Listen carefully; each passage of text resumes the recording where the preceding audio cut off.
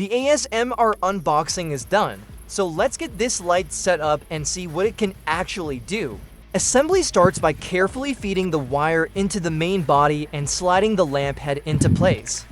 Don't pull on the cable and make sure it doesn't get pinched. The parts just click together, making the assembly really quick and easy.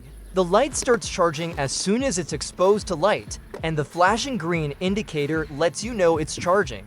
You can also charge the light via USB-C. While solar charging, the light can't be turned on. With USB-C, it can. To check if it works without using USB-C, I'm taking it somewhere dark. Now that the solar charging indicator is off, the light turns on normally, and you can already see the different color modes in action. The light works perfectly, so let's head back outside and get it mounted on the pole.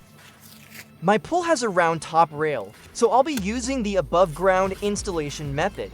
Then simply secure the light with the two included zip ties, keeping the fastening points underneath the lamp head. With the top section resting on the edge of the pole and the lead section sitting underwater, all that's left is to feed the zip ties underneath the round rail and pull the ends tight, which secures the light in place and helps level it out in the water.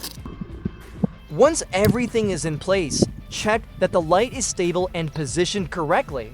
If you need to make any adjustments, the reusable zip ties can be easily released and tightened again until the lamp sits exactly where you want it.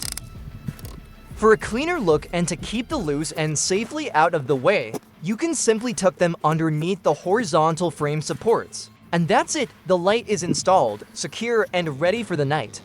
From here, no more commentary, the visuals can speak for themselves. And now, turn up the music, let the color therapy begin.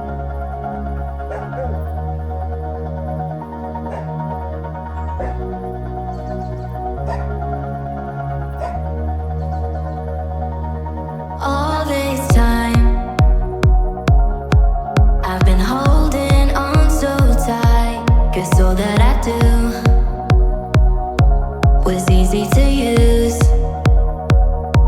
So call my time, but you weren't really mine, just something to do.